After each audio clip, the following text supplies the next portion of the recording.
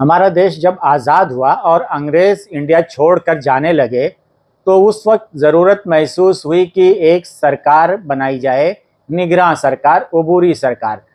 और अबूरी सरकार बनाई गई, निगरान सरकार बनाई गई और उसके लीडर जो है, उसके कायद जो है पंडित जवाहरलाल नेहरू थे। और वो जो निगरान हुकूमत थी, उस वक्त कांग्रेस के एग्जीक्यूटिव काउंसिल के वाइस प्रेसिडेंट थे पंडित जवाहरलाल नेहरू। और उस वक्त सरदार वल्लभ भाई पटेल ने उनको मुबारकबाद भी पेश की थी। ये चीज़ मैं आपको इसलिए क्लियर कर रहा हूँ कि बहुत से लोग एक गलत प्रोपेगेंडा करते हैं कि पटेल को नेहरू ने प्रधानमंत्री नहीं बनने दिया।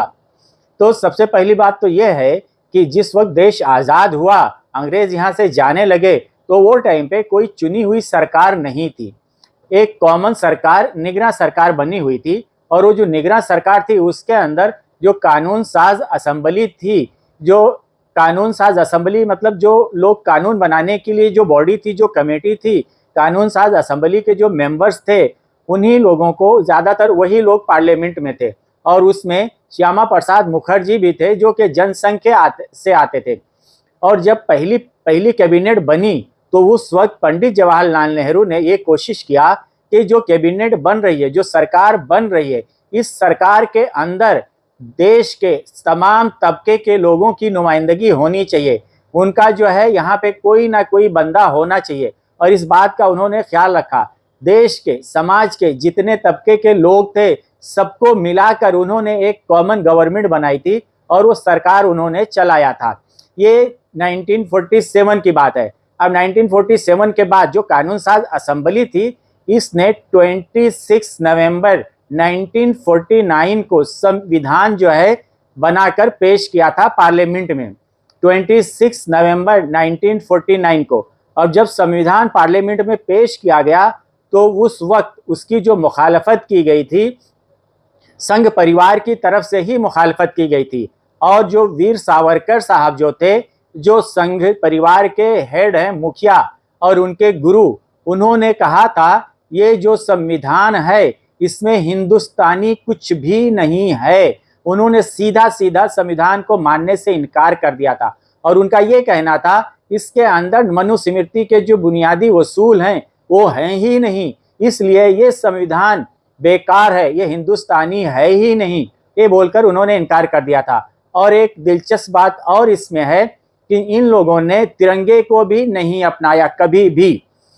53 ईयर तक आज़ादी के बाद से आरएसएस ने खुद अपने हेडक्वार्टर पे, उनकी जितनी शाखा है इंडिया में, किसी भी शाखा में वो लोगों ने कभी भी तिरंगे को नहीं लहराया था। 26 जनवरी 2002 को कोर्ट का एक ऑर्डर आया और उसके अंदर ये पास किया गया, कोर्ट ने ये ऑर्डर किया कि सारे इदारे, सारे एनजीओ, जो भी स्कूल हो, कॉलेज हो, एनजीओ हो, सबकी ऑफिसेस पे तिरंगा लहराना जरूरी है। एक कोर्ट का ऑर्डर आने के बाद 26 जनवरी 2002 को, उसके बाद से आरएसएस ने अपने जो हेडक्वार्टर थे, उनकी जो शाखा थी, वहां पे झंडा लहराना शुरू किया। 53 ईयर तक ये लोगों ने झंडा ही नहीं लहराया था। ये सच्चाई है और देश की जनता को गुमराह किया जाता है कि सबसे बड़े देशभक्त यही हैं। जबकि हकीकत यह है, आज़ादी की लड़ाई में जनसंघ का कोई किरदार नहीं था, कोई कैरेक्टर नहीं था।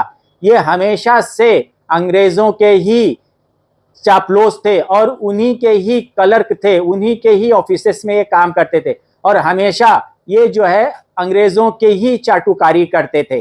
ये कभी भी देश की आज़ादी में इनके पुरखों ने कोई हिस्सा नहीं लिया था।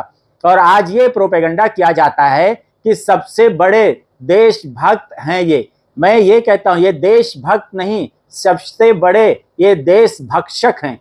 ये देश के जो है भक्त नहीं है, ये देश को गुमराह करते हैं। ये हो गया 1949 की बात, जबकि संविधान लागू किया गया था, उस वक्त की बात। अब उसके आगे की कहानी आपको और भी सुनना चाहिए, वो काफी दिलचस्प है। संघी जो ये प्रोपेगेंडा करते हैं, झूठा और गलत प्रोपेगेंडा, कि नेहरू ने सरदार पटेल को प्रधानमंत्री नहीं बनने दिया, ये प्रोपेगेंडा इनका एकदम झूठा, बेसलेस, इसकी कोई बुनियाद नहीं है। इसलिए आप ध्यान से सुनिए और नोट करके रख लीजिए। पंडित जवाहरलाल नेहरू जो बने थे प्रधानमंत्री वो एक निगरान हुकूमत थी, वो कोई चुनी हुई सरकार नहीं थी। इंडिया में जो पहला जनरल इलेक्शन हुआ वो 25 अक्टूबर 1951 से लेकर 21 फरवरी 1952 के बीच में हुआ था। उसमें असेंबली की भी इलेक्शन हुए थे और लोकसभा के भी इलेक्शन हुए थे, यानी एक साथ सारे इलेक्शन हो गए थे, स्टेट के असेंबलियों के भी और पार्लियामेंट के भी। आज जो मोदी ये शगुफा छोड़ते हैं वन नेशन वन इलेक्शन, ये काम नेहरू ने 51 में ही करके दिखा दिया था, 51 और 52 में ही करके दिखा दिया था, एक ही साथ पूरे देश का चुनाव हो गया था। लेकिन बाद में कुछ हालात ऐसे हुए कि स्टेट असेंबली कहीं बर्खास्त कर दी गई, कहीं जो है भंग कर दी गई, कहीं स्टेट असेंबली गिर गई। अब स्टेट असेंबली अगर स्टेट की सरकार अगर गिर जाती है तो कानूनी तरीका है कि वहां पे कोई नई सरकार आना चाहिए, इसलिए वो चुनाव का जो पैटर्न था उसमें बदलाव आया कि कोई सरकार अगर गिर गई तो वहां पे दूसरी कोई सरकार चुनना जरूरी होता है। वो एक लंबी स्टोरी है, उसमें मैं नहीं जाऊंगा, इतना शॉर्ट में मैंने आपको बताया। अब आपको यहाँ पे जो सबसे सुनने वाली बात है और नोट करने वाली बात है, यह है जो पहला इलेक्शन हुआ 1951 से लेकर 25 अक्टूबर 1951 से लेकर 21 फरवरी 1952 के बीच में हुआ और पहली चुनी हुई सरकार 52 में आई, 1952 में पहली चुनी हुई सरकार आई और उसमें सरकार के जो मुखिया थे पंडित जवाहरलाल नेहरू थे, उनको प्रधानमंत्री बनाया गया था। अब आइए सरदार वल्लभ भाई पटेल साहब के पास, उनका जो इंतकाल है 15 दिसंबर 1950 को उनका इंतकाल हो गया था। 15 दिसंबर 1950 को सरदार वल्लभ भाई पटेल इस दुनिया से रुखसत हो गए थे। अब सरदार जब पहली सरकार 52 में बन रही है 1952 में, और सरदार वल्लभ भाई पटेल 1950 में इस दुनिया से रुखसत हो गए, चले गए, तो उनको कहां से प्रधानमंत्री बनाया जाता, कैसे प्रधानमंत्री बनाया जाता, किस हिसाब से प्रधानमंत्री बनाया जाता, जो कि इस दुनिया में ही नहीं है। तो ये जो संघ परिवार के लोग, मोदी और उनके जो भी है झूठी प्रोपेगेंडा मिशनरी, जो ये प्रोपेगेंडा करते हैं, वो प्रोपेगेंडा ही बकवास, बेसलेस और गलत है। हमारी जो नई जनरेशन है, देश की यंग जनरेशन है, उसको भी तारीख के हवाले से बातों को जानना और समझना बहुत जरूरी है। आज हमारे देश में जो ये प्रोपेगेंडा नेहरू के बारे में किया जाता है, नेहरू ने ये किया वो किया, नेहरू ने हमारे देश का जो फाउंडेशन है वो मजबूत किया, उसकी जो बेस है हमारे देश की उसको मजबूत किया, और उसकी मजबूती का आज नतीजा और रिजल्ट हम ये देखते हैं कि इंटरनेशनल जितनी कंपनियां हैं वहां पे आप देखिए बड़े बड़े जो सीईओ हैं, डायरेक्टर्स हैं, हमारे जो आईआईटी है, आईआईएम है, वहां से निकले हुए लोग बैठे हुए हैं, एम्स से निकले हुए लोग बैठे हैं, और जो भाभा रिसर्च सेंटर है वहां से निकले हुए साइंटिस्ट हैं जो रिसर्च कर रहे हैं डिफेंस पे और बहुत सारी चीजों में।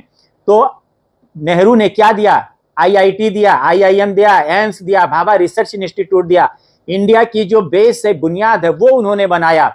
और हमारे नरेंद्र साहब जब से 2014 से आए हैं, हमारे देश को क्या दिया इन्होंने, 10 साल 11 साल इनका कंप्लीट होने वाला, और 11 साल में सिर्फ इन्होंने नफरत बांटी है, लोगों को लड़ाया है, समाज में दुश्मनी पैदा की है, देश में अराजकता फैलाई है। और संघ परिवार जो हमेशा प्रोपेगेंडा करता है नेहरू के बारे में, झूठा और बेसलेस प्रोपेगेंडा है। हमारे देश की जो नई जनरेशन है, यंग जनरेशन है, उनसे मैं ये कहूंगा कि आप ही देश का भविष्य हो, इसलिए आपको सही हिस्ट्री पढ़ने की जरूरत है, और नेहरू को, गांधी को, आजाद को, पटेल को, अंबेडकर को आपको अच्छे से पढ़ने और समझने की जरूरत है। भाजपा, आरएसएस और संघ परिवार का जो प्रोपेगेंडा है, उस प्रोपेगेंडे में आपको नहीं आना है। आप खुद रिसर्च कीजिए और देखिए कि सच्चाई क्या है। ये कहते हैं कि नेहरू ने उनको प्रधानमंत्री नहीं बनाया, जबकि सरदार वल्लभ भाई पटेल इस दुनिया से 15 दिसंबर 1950 को 1950 को ही चले गए थे, और पहला जो जनरल इलेक्शन हुआ वो, और जो पहली चुनी हुई सरकार बनी वो 1952 में बनी। आप सोचिए कितना गलत प्रोपेगेंडा ये लोग करते हैं, और उस प्रोपेगेंडा में देश की भोली भाली जनता आ जाती है। इसलिए सही चीज और सही नॉलेज ये बहुत जरूरी है। और आज एक अहम बात ये भी आपके सामने मैं रखूंगा कि हमारे देश में दो किताबों के बीच में लड़ाई चल रही है, दो किताबों के बीच में। पहला तो हमारा संविधान है, जो देश का कानून है, उसके बीच में, और दूसरी मनुस्मृति है, मनुस्मृति जो कि आरएसएस का, संघ परिवार का, फिरका परस्तों का ये बाइबल है, उनका संविधान है। ये संविधान से इनका कोई लेना देना नहीं, हमारे देश के संविधान से। तो आज जो लड़ाई चल रही है हमारे देश में वो हम संविधान की, दस्तूर की और कानून की लड़ाई है और मनुस्मृति के बीच की लड़ाई है। और याद रखना, हमारे देश का जो सेकुलर मिजाज है, जो लोकतंत्र है, ये लोकतंत्र संविधान से चलता है, संविधान से चलेगा और जीत संविधान की होगी। जय हिंद।